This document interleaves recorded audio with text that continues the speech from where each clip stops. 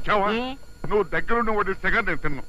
ఆ సంగతి తెలిసి కూడా ఇప్పుడు వస్తున్నావు. ఎక్కడికి వెళ్ళావు? అయిన దానికి కాందానికి ఊరికే రంకలేయకండి. హిమాలయాల్లో ఉండే స్వామీజీ మన ఊరు కోర్టు పని మీద వచ్చారు. హిమాలయాల్లో ఉండేవాడికి కోర్టు పని ఏమిటి? అదంతా నాకేం తెలుసు. ఆయనకి మన అబ్బాయి గురించి చెప్పాను.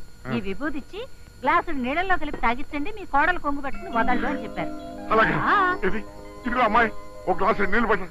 రాణిని 4 గంటలకు పార్కుకు రమ్మన్నాను. దీన్ని రమ్మందావా అంటే లోకు అయిపోతానేమో భయంగా ఉంది.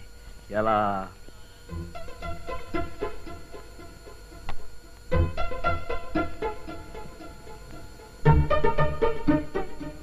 వాడు వచ్చేస్తున్నాడు, తొందరగా సిద్ధం చేయి.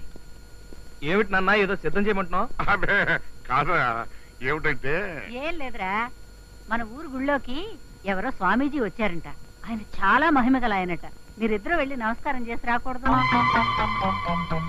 ఇదే గొప్ప అవకాశం. ఏమిటో ఆలోచిస్తున్నావు? అదే ఏం లేదు నాన్న, ఇద్దరిని కలిసి వెళ్ళమంటే. అదే మీ ఇద్దరు కలిసి వెళ్తే పాపం ఆ స్వామీజీ ఆనందపడిపోతాడు. సరే వెళ్తాలే. వీడు ఒప్పుకుంటాడండి బంగారం. జయా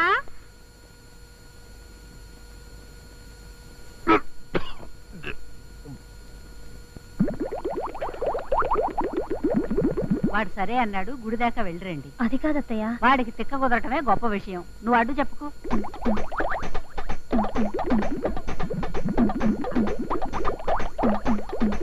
అమ్మా త్వరగా రమ్మనవే, టైం అవుతుంది. వస్తానురా. వెళ్ళొస్తాను మావయ్య, వెళ్ళొస్తాను అత్తయ్య.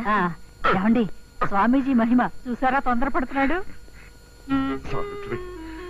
వాడిద్దరు వెళ్ళిపోయారు. మన ఇద్దరు మనసులు విప్పుకునే ఎన్నాళ్ళతో